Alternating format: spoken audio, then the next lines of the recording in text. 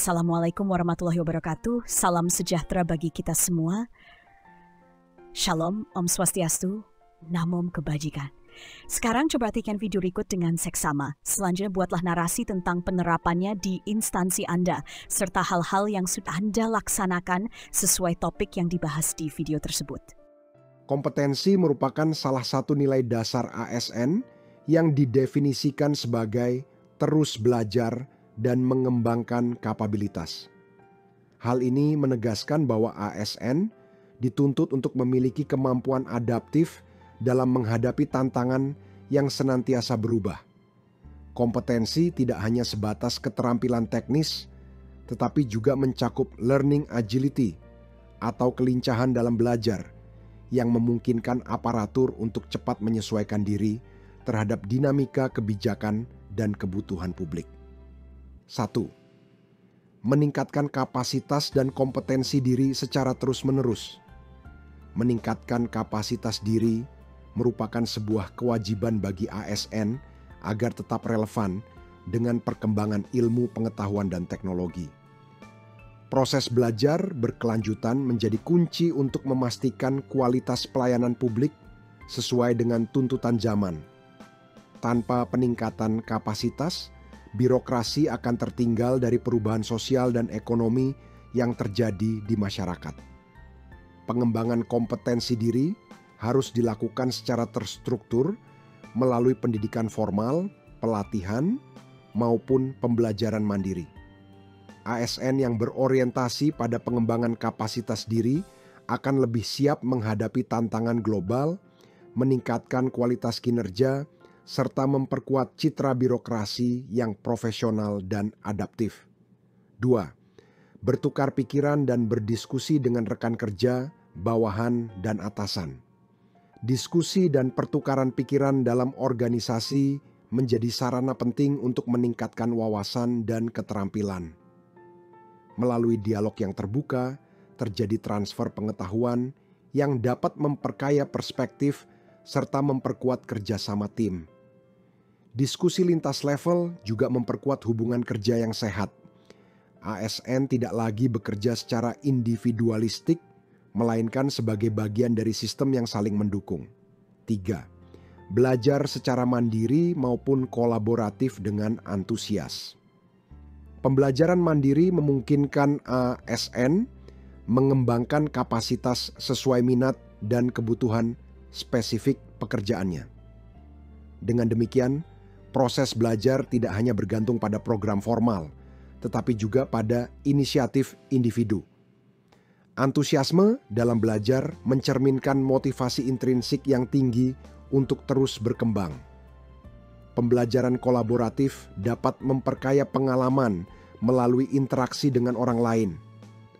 Sikap antusias dalam pembelajaran kolaboratif akan menciptakan suasana kerja yang lebih dinamis dan inovatif.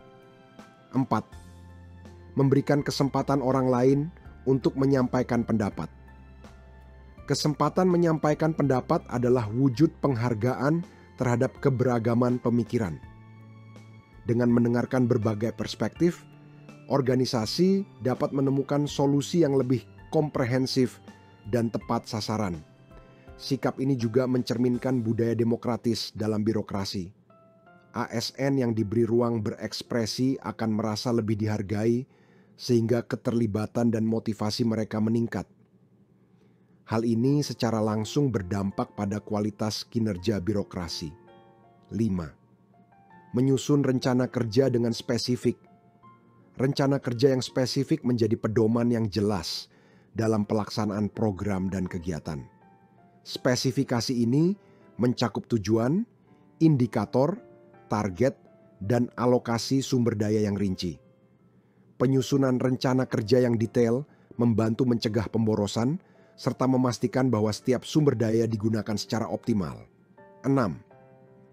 Mengevaluasi peningkatan kinerja diri. Evaluasi diri merupakan proses reflektif untuk menilai pencapaian dan mengidentifikasi area yang perlu diperbaiki. Dengan melakukan evaluasi secara rutin, ASN dapat memahami kelemahan sekaligus memperkuat potensi yang dimiliki. Hal ini sejalan dengan prinsip continuous improvement dalam manajemen mutu. ASN yang mampu mengevaluasi dirinya akan lebih siap menerima masukan dan kritik dari pihak lain. 7. Membagikan pengetahuan dan pengalaman melalui diskusi, dialog dengan rekan kerja, bawahan, dan atasan. Berbagi pengetahuan merupakan salah satu bentuk pembelajaran organisasi yang efektif. Pengetahuan individu tidak hanya berhenti pada pemiliknya, tetapi juga harus ditransfer agar bermanfaat lebih luas. Hal ini mempercepat pengembangan kompetensi kolektif dalam organisasi. 8. Menyelesaikan masalah secara komprehensif dan tuntas. Kemampuan menyelesaikan masalah menjadi indikator utama kompetensi seorang ASN. Penyelesaian yang komprehensif berarti melihat persoalan dari berbagai sudut pandang, bukan sekadar menyelesaikan gejala. Pendekatan ini menghasilkan solusi yang lebih berkelanjutan. 9. Menjalankan seluruh peraturan manajemen ASN yang berlaku. Ketaatan pada peraturan manajemen ASN menjadi ukuran integritas dan profesionalisme aparatur. Dengan menjalankan peraturan manajemen ASN, menunjukkan komitmen ASN terhadap tata kelola pemerintahan yang baik. 10. Melaksanakan rencana kerja sesuai target yang ditetapkan. Pelaksanaan rencana sesuai target menunjukkan kedisiplinan dan konsistensi ASN dalam menjalankan tugas.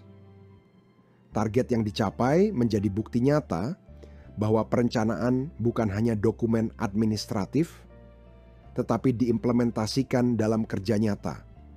Keberhasilan mencapai target juga memperlihatkan efektivitas birokrasi